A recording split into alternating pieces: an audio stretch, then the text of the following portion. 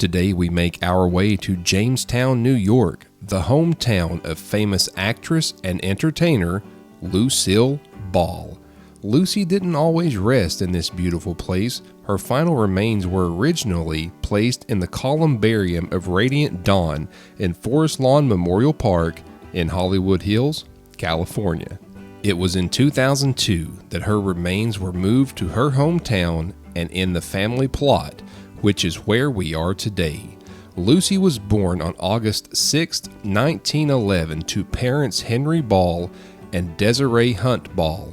Her father had a career with Bell Telephone and it required him to move frequently during Lucy's early childhood. She lived in Montana, New Jersey, and Michigan. Unfortunately, her father passed away from typhoid fever while in Michigan when Lucy was only 3 years old. Her mother moved her back to New York, where her mother and grandparents helped raise her and her brother. Her mother would later marry Edward Peterson, and it was Peterson who encouraged her to audition for his local Shriners organization. She started to develop her love for performing. When Lucy was 14, despite her family's less than stellar finances, she was enrolled in the John Murray Anderson School for the Arts in New York City, where she attended with Betty Davis. Her instructors openly told her that they felt she would not be successful in entertainment. Determined to prove them wrong, she returned to New York City in 1928. She began to do some modeling work, but unfortunately, rheumatic fever would slow her down for 2 years and she was unable to work.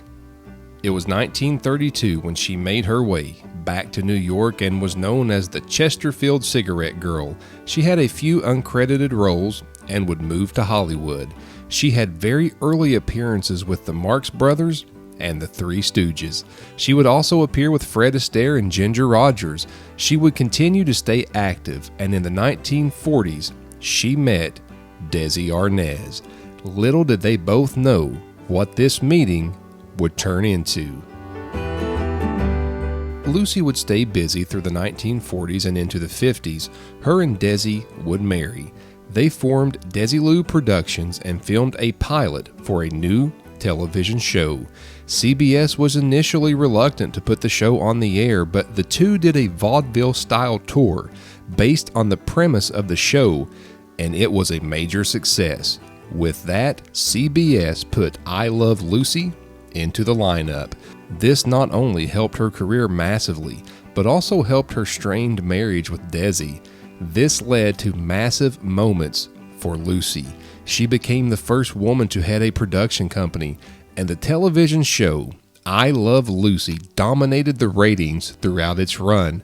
Not only that, but more massive hits were produced by Desilu Productions.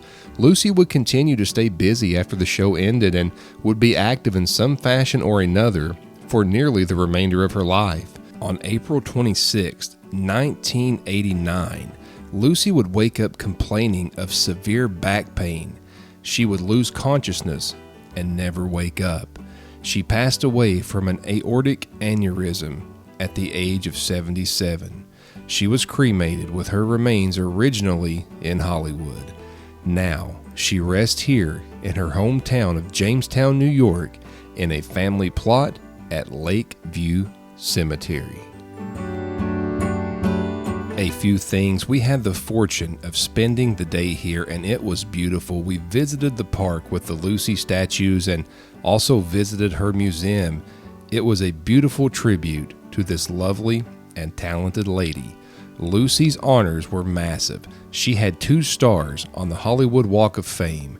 She received the Kennedy Center honors. She would also receive the Presidential Medal of Freedom, and she was among Time magazine's 100 most important people of the century. She was also nominated and won more awards than we have time to go over here. She was indeed a legend and an icon, and I would love to hear your thoughts and memories of Lucille Ball. Links to my website and Patreon will be in the description, and another video of mine will be on the screen soon. It is my hopes that you will watch it. Once again, from Lakeview Cemetery in Jamestown, New York, I will see you again soon.